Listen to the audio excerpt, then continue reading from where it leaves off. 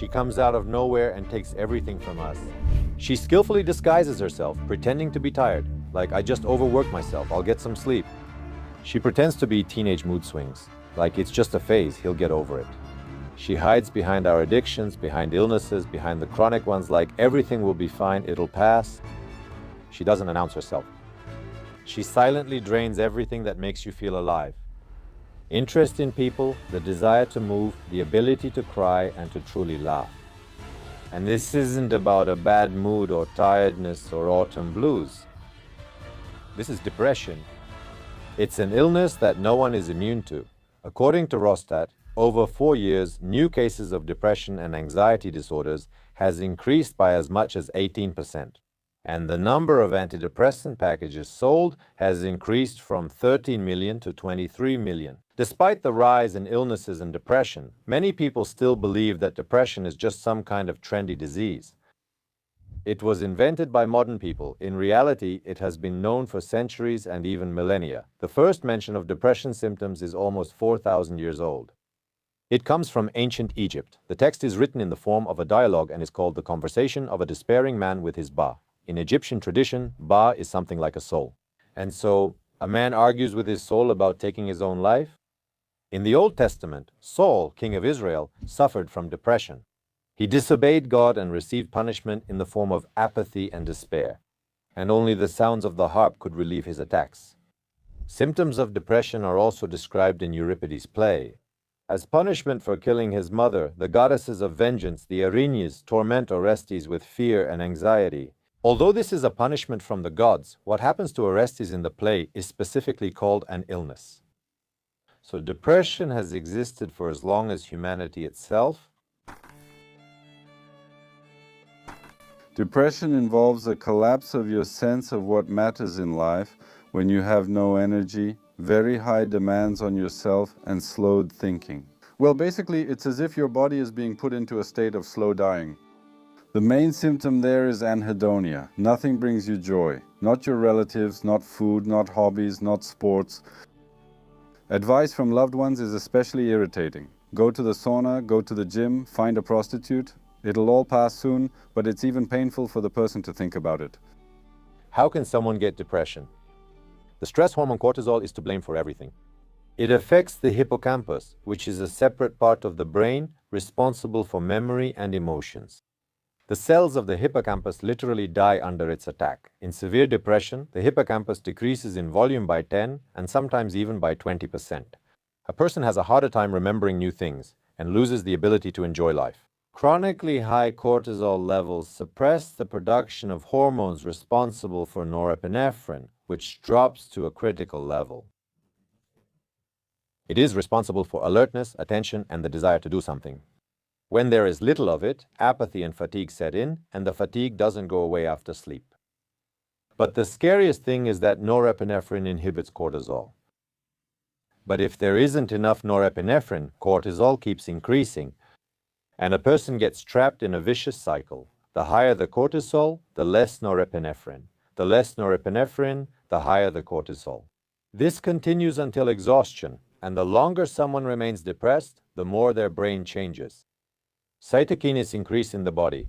These are molecules that are produced during the flu or injury. The brain literally gets sick just without a fever. The protein that stimulates the growth and development of brain neurons decreases. The volume of gray matter decreases, especially in the areas responsible for pleasure and motivation. If depression is left untreated for years, it can lead to dementia, which is accompanied by persistent declines in cognitive functions, memory, thinking, loss of skills, and personality deterioration. The human brain simply deteriorates. But the scariest thing is that a person under the influence of the illness may decide to end it all. The brain stops seeing any meaning in actions because it can't imagine anything good coming after them. The so-called negative cognitive triad appears. A negative view of oneself, I'm worthless, a negative view of the world, everything is terrible, everything is bad, and a negative view of the future, it will never get better. This is accompanied by feelings of guilt and worthlessness. A depressed patient truly believes that their loved ones would be better off without them. In this distorted logic, Depression makes leaving not seem like a selfish act, but rather an act of altruism and the only logical solution. Depression is not about being in a bad mood, forget about that. It's a disease that kills. Literally. But why is a disease that can ruin a life still considered something shameful?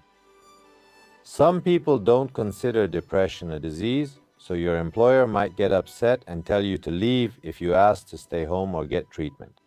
They think you made it up. The older generation, even people my age, really think you just made up depression, like I lived my whole life without it. For example, I got hit with depression when I was 40. Few people understand this condition if they haven't gone through it, so people react with confusion. The younger generation, on the contrary, they're more informed, more likely to organize communities, including people with depression. Those online depression communities, you can just go in there. You'll end up in tears even if you don't have depression. And accordingly, people there are understanding about it. But the older generation, like, we were born in the Martin furnaces. On the battlefield, we never got sick with anything. No one lived during Stalin's time, but everyone prefers to remember those times when nobody got sick. Everything existed. Everything was described even by Hippocrates, melancholy, all those medieval doctors. You read the works. The description of the illness becomes so sad. People have always been sick. I'm not wearing a lab coat because by law, you can't talk about vitamins in medical clothing. I just want to give you 10 sets of vitamins as a gift. Leave a comment about this episode and just write whether you have personally dealt with depression or maybe someone you know has experienced it. Share the story of how they were able to overcome it. And within 30 days from the release of this episode, we will definitely choose 10 winners and post the winners on the official Telegram account. And I will personally send you large gift sets of my Ipsum vitamins. The first medical mentions of a condition that we would now call depression date back to the era of ancient Egypt. The Ebers Papyrus states that sadness and gloominess of the heart precede various diseases. In ancient Greece, Hippocrates introduced the term melancholy. Melancholy was treated, like most diseases at the time, with diet, bloodletting, and enemas. By the way, I have a great episode about these treatment methods. Be sure to check it out. But in ancient Rome, the view on melancholy began to change. Cicero described it not as a disease of the body, but as a disease of the spirit. But even then, melancholic states were not condemned. Philosophers and doctors, on the other hand, tended to sympathize with the patient. With the rise of Christianity, views on melancholy began to shift. In medieval Europe, depression acquired new names. Acedia, or despondency in simple terms. Acedia was declared a mortal sin, and the symptoms of depression were seen as a lack of faith. They stopped treating the body and started saving the soul. They tried to save people with prayer, labor, fasting, and repentance. Sometimes a person suffering from depression was mistaken for someone possessed by demons and underwent an exorcism. The ritual was so brutal that it often ended with the patient's death. Back then, they simply believed that the demons had won, and that was the end of it. It was in the Middle Ages that depression began to be considered something shameful and stopped being seen as an illness. In addition to the historical aspect, there are also social aspects. How often have you heard, or maybe even said the phrase, "Men don't cry"? I personally heard it more than once in my childhood, and I still hear it now. Boys who grew up with that mindset end up not knowing how to express their emotions. This leads to chronic stress and, as a result, to depression. Suppressed feelings don't just disappear without a trace. They accumulate and find a way out in the form of aggression, psychosomatic illnesses, and bad habits, such as alcoholism, for example. And all of this can lead to heart problems. The cult of strength and endurance makes men stay silent until the very end. As a doctor, I often see this in the clinic. They hold out until the last minute and won't come in even with hormonal problems. To admit depression means to admit your own weakness. But gender stereotypes are a double-edged sword, and they hurt both genders equally. Women's depression is blamed on hormones, hysteria, innate emotionality, or, for example, PMS. And what can we say about postpartum depression? From my observations, when it comes to depression, a woman with depression is more likely to be pitied, because people are more likely to make allowances for emotionality or maybe for feeling unfulfilled, like when you have to give up your career, take care of children, or something like that. And from the point of view of depression, there really are stereotypes that men should overcome everything, that stress makes you stronger, go have some vodka, all these stupid pieces of advice. And it's also shameful to go to a psychiatrist.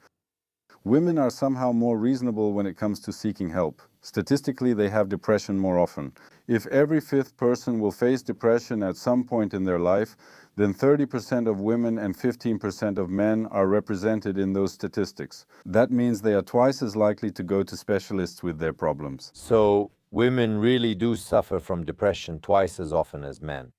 The main factor in women's depression is hormonal fluctuations related to sharp changes in the levels of estrogen, that's a hormone, and progesterone during the menstrual cycle. This also happens during pregnancy and the postpartum period. It is believed that about 10 to 20% of women experience postpartum depression. But these numbers, to be honest, vary greatly depending on the country, culture, and income level. But at the same time, more than half of the cases remain undiagnosed. What is the nature of postpartum depression? During pregnancy, the levels of estrogen and progesterone increase by 100 to 1,000 times compared to a woman's normal state. After childbirth, these levels drop rapidly. Estrogen affects many systems. It modulates serotonin receptors, dopamine transmission, and the functioning of the GABA system. When its level drops, all this fine-tuning gets disrupted. And progesterone acts as a natural sedative. During pregnancy, it helps a woman stay calm. It also reduces anxiety. It adapts the brain for carrying a child. But there are not only biological factors that contribute to postpartum depression. The main role is still played by social factors: lack of help, lack of family support, and financial difficulties. It is noteworthy that postpartum depression occurs in about 4% of men. Postpartum depression is a very interesting phenomenon. When what should be the joy of motherhood has arrived, the long-awaited baby, a woman may instead come to hate her baby. She cannot bear to see or feed him. The main function is to be a mother. And suddenly it turns out that the mother is not very inclined to fulfill her maternal duties. This often happens because of some disagreements during pregnancy. Or the man leaves altogether, refuses to take on parental responsibilities, or there are complaints from relatives. There are different stories, and for some it even comes down to shame. Postpartum depression is always caused by multiple factors. But genetic predisposition plays a significant role. The largest study on this topic was conducted in Sweden. Scientists analyzed data from more than 500,000 sisters and found that if one sister experienced postpartum depression, the risk of the same condition in the other increased significantly. Women are generally genetically more predisposed to depression than we men are. This fact was also confirmed by research from Australian scientists. What did they do? They analyzed the DNA of almost 500,000 people. Among them were both men and women who suffered from depression. And by the way, there were also healthy individuals. And the results surprised the scientists. It surprised me as well, by the way. It turned out that women have twice as many genes associated with depression. In this regard, scientists suggest that in the future, there will be different methods for treating depression in women and men. The history of medicine has already seen periods when female depression was treated differently from male depression. However, nothing good came of it. I spent years writing my book and thought a lot about how to present it before publishing. And in it is everything I want to share with you, all the knowledge I've gained over many years, as a person, as a doctor, as an athlete, and even as an entrepreneur. This is what I believe can change your life for the better. This book is for both men and women, for the young and the old. For those who want to become the best version of themselves and approach this goal from all angles. Here is everything that, in my opinion, everyone needs to know about their body from the perspective of biochemistry, physiology, and psychology. I have put all of this into this fundamental work, and I am very proud of it. I dedicated this book to my late grandmother, and with pride, I proudly present it for your consideration. I will leave a link to this book below this video. There is another interesting thing. In ancient Egypt, for example, they connected symptoms that are very similar to the symptoms of depression in women. These are irritability, problems with concentration or tearfulness, along with spontaneous movement of the uterus. The Egyptians seriously believed that the uterus could detach and start wandering around the body. And if it gets into the head, the woman could go insane. To treat it, the affected area of the woman was fumigated. They used incense for depression to lure the uterus back into place. And for the prevention of irritability and sadness, what do you think they recommended? Sex. The ancient Greeks approached the issue more systematically. Hippocrates introduced the term hysteria, and he established the connection between women's mental disorders, including depression, and the uterus. He thought if a woman didn't give birth for a long time, her uterus would wander in her body. If it presses on the heart for a long time, it causes anxiety. And if it reaches the brain, it will cause madness.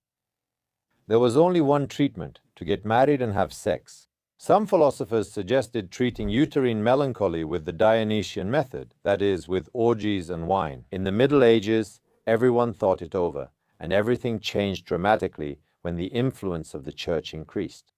A woman who constantly cried was in apathy or geometry, strange things. She was considered possessed or a witch.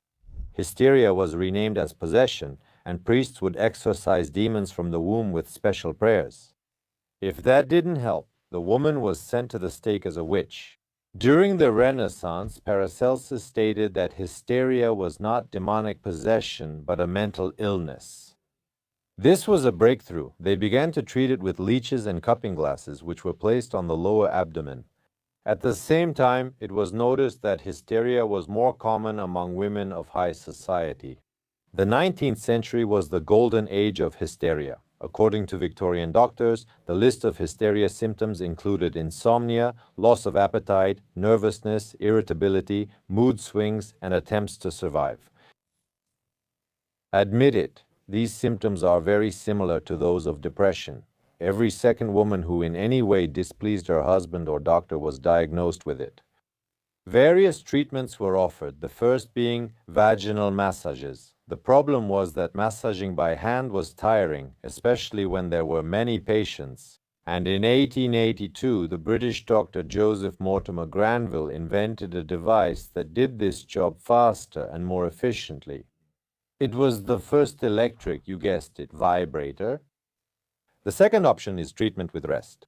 The patient was locked up in a clinic for several months, completely isolated from the outside world, forbidden to read, write, or do any mental activity.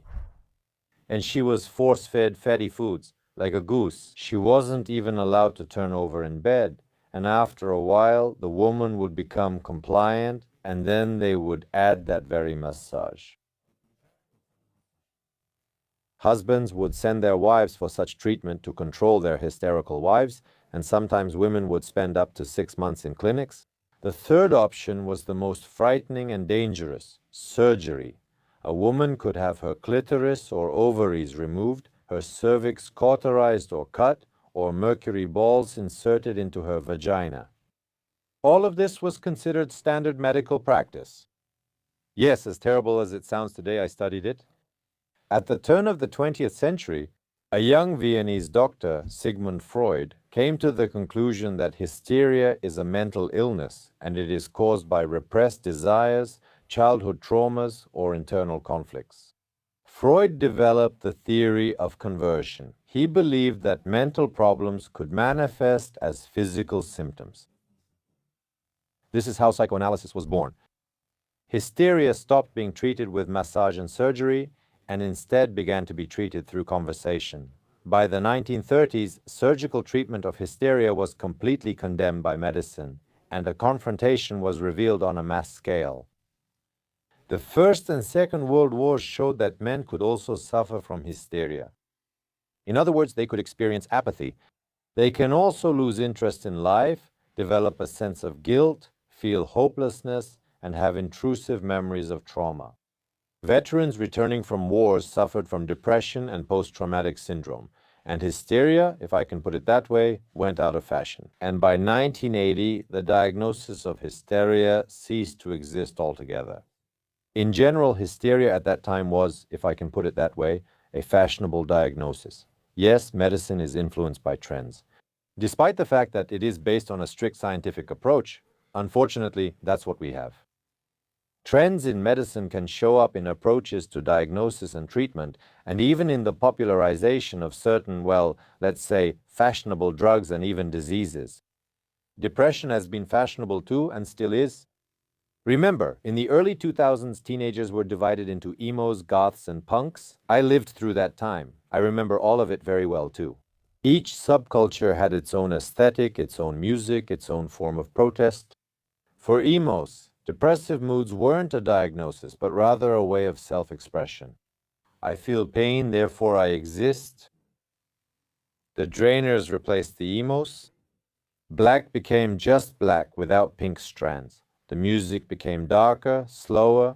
Not long ago, there were those who were called dead inside. Feeling has become unfashionable. It's fashionable to feel nothing. Depression, anxiety, and bipolar disorder have become not illnesses, but accessories. And naturally, when there's nothing left to define themselves by, some people make up diagnoses. I have depression. Bipolar disorder is a very trendy diagnosis because half of Hollywood has bipolar disorder, borderline personality disorder, or something else. That's what they talk about. They have their own communities and more. Everything old is new again? The fashion for depression is nothing new. During the Renaissance, the Italian philosopher and humanist Marsilio Ficino changed the perception of melancholy. In his treatise 3 Books on Life, he developed an entire art of living for people engaged in intellectual work. In his opinion, philosophers, poets, and artists are doomed to melancholy. This affliction isn't a curse, but the cost of genius. The idea fell on fertile ground. From the end of the 15th century, a fashion for melancholy began to spread throughout Europe. In music, its leading figure was the English composer John Dowland. His work is permeated with the aesthetics of melancholy, which became part of England's cultural identity.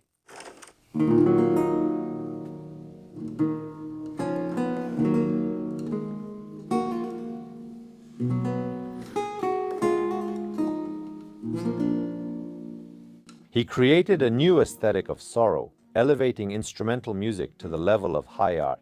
His works were performed both at the royal court and in urban settings, establishing the fashion for melancholy across all layers of society. In literature, the defining melancholic Dane was Shakespeare's Hamlet. In painting, a whole genre of portraits emerged, where the models assumed sad and thoughtful poses. Портреты часто помещали на фоне природы, которая считалась лучшим фоном для духовного созерцания, или в мрачных интерьерах. In essence, we observe the same thing now. A psychological diagnosis often means belonging to a certain creative caste. And visiting a psychologist is kind of a mark of good taste, and it even becomes a marker of a person's status, that they've worked through their issues. Some are addressing their issues, some are adopting trendy diagnoses, and others are truly drowning. And this trend hits those who are prone to following all the latest fads, teenagers. American scientists conducted large-scale research on the mental health of teenagers and found an interesting thing. The number of teenagers who reported symptoms of depression increased by 52% from 2005 to 2017. And the proportion of teenagers with suicidal thoughts increased by 47%. Let's go back to the hormones that rage during adolescence. During this period, the balance of serotonin and dopamine is disrupted. Psychological factors are also added. These include low self-esteem, family conflicts, parental overprotection, and school bullying. But scientists suggest that one of the reasons for this spike could be the availability of gadgets. Our gadgets.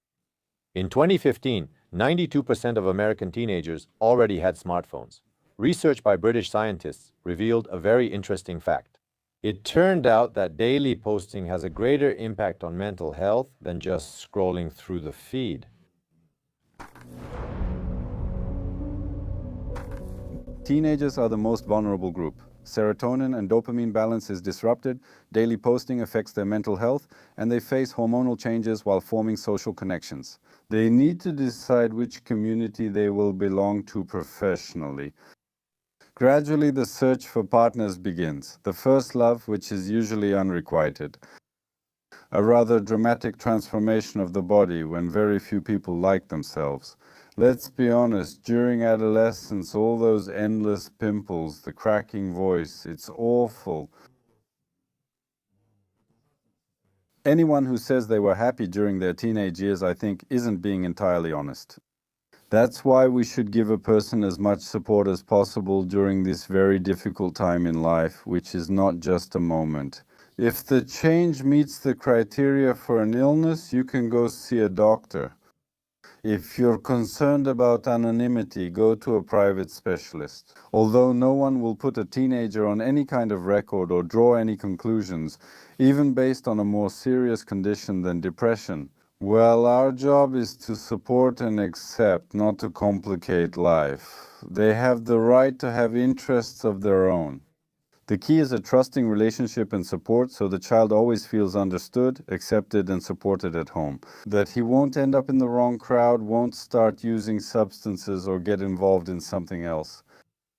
Or secretly taking some pills thinking they will make him feel better. That's what's important. I'm a professor, a doctor of sciences, head of departments. I lead the departments of oncourology and oncogynecology at a federal center, but at the same time, I've been building a very large major brand throughout my life. I've been working with vitamins for 8 years and I always show and talk about these vitamins with great pride. The factory is in Dubna and I've shown you what the facility looks like. I'll likely add a shot from there here. Originally, I made these vitamins for my family and I truly believe these vitamins are incredible. I approach everything with great pride and responsibility, from the stage of selecting raw materials to production, packaging, and service. Because every action says a lot about us. And I'm proud of it. And I don't want to advertise, I'll just leave links to these vitamins under this video. In my opinion, we have one of the best and largest brands in the country right now.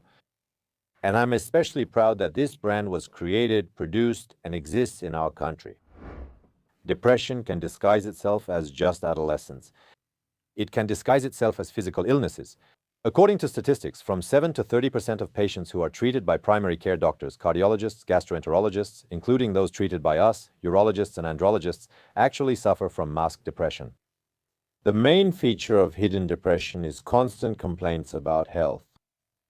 Today it's the heart, tomorrow it's a headache, the day after that it's the stomach. The patient goes to doctors, gets tests done, keeps getting ultrasounds or MRIs, and the doctors shrug, everything's normal. Then the person starts treating himself. After all, doctors are fools. He takes pills for blood pressure, for back pain, for his stomach. Sometimes this goes on for years, especially if he finds a doctor who is happy to keep treating him for money. Sexual desire practically disappears. Patients explain this by saying they're tired, stressed, or it's because of their age. But the problem isn't in the body, it's in the brain, which has stopped producing the necessary signals. The latest but most alarming sign, a person becomes forgetful. He forgets meetings, dates, and promises. But the problem is not forgetfulness, it's depression that destroys the function of the hippocampus. What diseases can depression disguise itself as? Let's think about it. The most common example is irritable bowel syndrome. A person complains of abdominal pain. He suffers from constipation. And it also periodically alternates with diarrhea. He constantly has nausea, heartburn, and bloating. The second most common scenario is a heart problem. Tachycardia, rapid heartbeat, blood pressure spikes, chest pain. The pain can be different, pressing, stabbing, or burning. The third is diseases of the nervous system.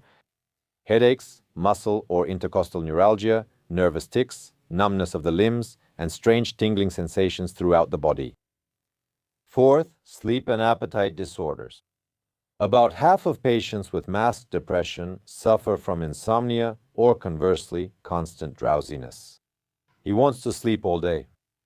Appetite, by the way, may disappear completely, or conversely, it can become uncontrollable and you constantly feel like eating. Editor, Kulakova. As a rule, They come to the doctor either with specific complaints if there are heart problems, shortness of breath, swelling, or something else. He sees the heart is failing, the heart can't keep up, And here the problems are more general. Weakness, decreased appetite, poor sleep, everything started to irritate me. And at the core, there is a great deal of self-criticism. There's this feeling of guilt, like I used to be such a high achiever and now I can't even get out of bed, can't work for even 10 minutes. Help me, save me. Why do I have such weakness, apathy? It's important not to get caught up in overdiagnosing, just check the general things. Maybe have an endocrinologist check your hormones just to make sure you don't miss some kind of deficiency. Basically, you need to send the person to a psychiatrist, and that's when the person starts to resist. They start yelling, "What? Am I crazy?" They'll turn me into a vegetable, they'll put me on a psychiatric registry.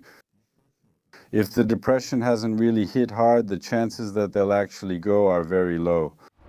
Doctors very often, by the way, treat depression by prescribing inappropriate medications that basically only work symptomatically. For example, low libido, even when testosterone levels are normal but on the lower side, is compensated with high doses of testosterone, and they say that the whole issue is about testosterone. Using testosterone more to inadequately treat depression is becoming common. And it's also bad to treat low testosterone with antidepressant medications. That's why the most important thing is to understand the situation. Only therapy and antidepressants can help with depression. Psychotherapy teaches the brain new ways of thinking. Time and support allow neural networks to reorganize. And antidepressants restore the balance of neurotransmitters. But humanity took a long time to make this discovery. Imagine a world where depression is treated with electroshock. By the way, I did an episode on this topic. I recommend watching it. This is the world before antidepressants, but there simply were no medications that specifically targeted the mechanisms of depression. The first antidepressants appeared in the middle of the last century, and it happened completely by accident. In 1951, new anti-tuberculosis drugs were being tested on a group of volunteers, isoniazid and iproniazid. The drugs proved ineffective against tuberculosis, but doctors began to notice euphoria and a surge of energy in patients. This interested the global medical community. And just a year later, the French psychiatrist Jean Delay was the first to officially report that iproniazid helps with depression. A year later, American doctors Max Lurie and Harry Zeltzer confirmed that the drug actually works in 60% of cases. This is how the first class of antidepressants was born, monoamine oxidase inhibitors. This enzyme breaks down neurotransmitters. Serotonin, dopamine, norepinephrine. Iproniazid blocks this enzyme, monoamine oxidase. And the neurotransmitters stop being broken down. There are just more of them. Accordingly, how do you feel? It gets better. But some terrible side effects appeared.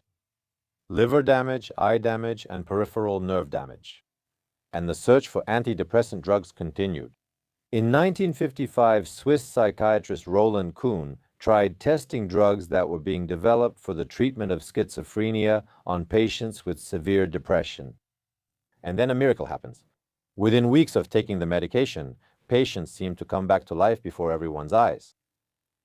The medication is given the name imipramine. The mechanism of action of the medication is a bit different from that of MAOIs. Imipramine doesn't block the breakdown of neurotransmitters, but rather prolongs their lifespan. Serotonin and noradrenaline simply remain active for a longer period. But there are still side effects. Patients complain of dry mouth, constipation, tachycardia, sedation, and weight gain. And in 1971, Swedish chemist Arvid Carlsson synthesized a substance that selectively blocks the reuptake of only serotonin. It doesn't affect either dopamine or noradrenaline. The drug is called zimelidine. But after a year, it was taken off the market because a terrible side effect was discovered. Some patients developed Guillain-Barré syndrome, a rare autoimmune disease in which the immune system attacks the peripheral nerves. And only in 1972, American chemists David Wong and Brian Malloy synthesized fluoxetine, which blocks the reuptake of serotonin by neurons, which increases its concentration in the brain.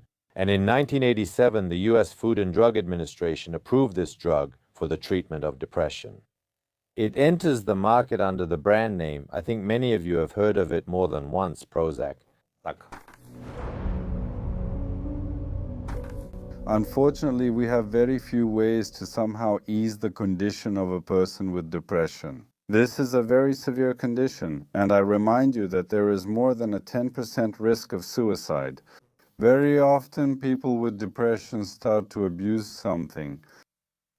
Well, overall, both the quality of life and its duration suffer greatly. This has been proven many times. That's why psychotherapy can be helpful, but very often there are such severe depressions when a person can't even get out of bed. Everything is a struggle for them, and they have very strong suicidal thoughts. In that case, we select the appropriate medications, only when indicated. With depression, yes, sometimes it's a matter of choosing a first-line or second-line medication. Medications that enhance the effect of antidepressants. Sometimes that's the skill of the doctor. It depends on the severity of the condition and how much is needed. The person tried everything before seeking help, which is where the doctor's skill is needed. Sometimes you have to change several specialists if there isn't good adherence, if there's no cooperation, if the doctor doesn't inspire trust. It's nothing to worry about. You have the right to seek a second opinion. But unfortunately, up to 30% of people with depression do not respond to traditional antidepressants. And humanity is searching for them. We are still far from completely overcoming this illness. But it is well known that medication works better when combined with therapy. In a recent meta-analysis, scientists found that psychotherapy increases the chances of sustained remission by 1.5 times. I'll close this episode with my advice. I'm witnessing right now a real squabble, debates, and a tug of war.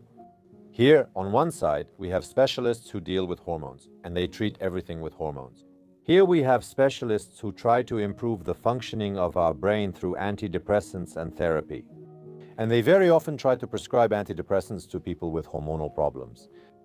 It's important to understand that these issues are sometimes interconnected because psychological problems affect hormone levels. Very often, hormonal problems affect our psychological state. Taking a one-sided approach to treatment without at least doing a differential diagnosis is very bad. Because often in my practice, I see patients who seem to have all the clinical signs of testosterone deficiency coming in. And his testosterone is within the reference range, but at the lower limit, and it almost seems like he should be prescribed testosterone. But in reality, after referring him to our colleague, we see that the psychiatrist has something to work on. Conversely, very often people come to us who are on antidepressant therapy, which doesn't really help them much. And during the diagnosis, we see in the old tests that no one even looked at the results. The person had hypogonadism with low levels of sex hormones. All these problems affect each other because the brain, the body, and all our biochemistry work in tandem and influence each other. That's why it's very important to always do a differential diagnosis and understand what you're dealing with. A person, first of all, with psychological problems, or a person with hormonal problems whose psychological problems arose secondarily. And of course, not to engage in self-diagnosis, which we also often see patients who treat themselves with testosterone or prescribe themselves antidepressants on the advice of ChatGPT. Be careful. Approach solving your problems thoughtfully. And remember that the body is a very complex system. Stay healthy.